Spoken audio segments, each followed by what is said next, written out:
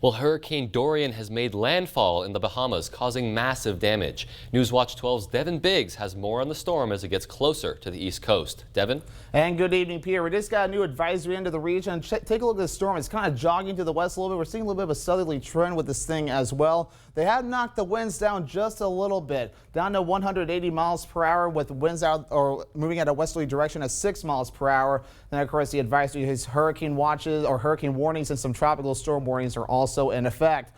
That's made the forecast very challenging. I want to discuss a little bit of the forecasting aspect with this. Each of these lines here that you see is a computer model that's explaining what a forecast solution, so to say. We've seen them kind of go out towards the east a little bit. Now they're jogging a little bit to the west. This is the center of the storm where it could move in, so a landfall cannot be ruled out for Florida yet. So that kind of goes into our forecast, as well as our European forecast also. We can definitely see what's going on with that as things are currently moving on with that as well. It's one forecast that's moving it closer. We also have another forecast that's moving a little bit closer with this system also. So we definitely need to keep an eye on that. And that kind of what goes into our overall projected path that that the Hurricane Center has put out also. So we kind of take a look at that forecast coming up soon as we get our graphics to catch up a little bit with me here. Here we go. And it's still currently got things a little bit closer to the North Carolina coast, Georgia and Florida as well. So we need to keep that in mind as well. So as the storm approaches to the Florida coast, mandatory evacuations are going into effect.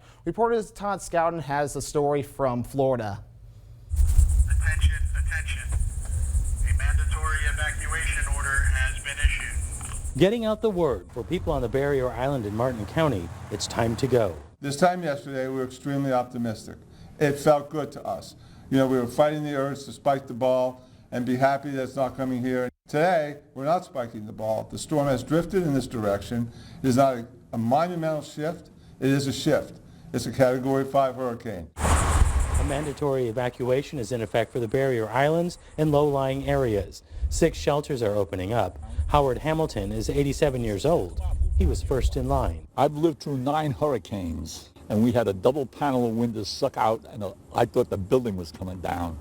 So you don't fool with them. People are still putting up shutters. They're uncomfortable with the storm's forecast track. Well, being a boater out in the ocean here, I don't trust anything. I think that thing can still make a turn, so I think you got to be prepared instead of letting your guard down. On Hutchinson Island, hotels are shutting down, heeding the evacuation order.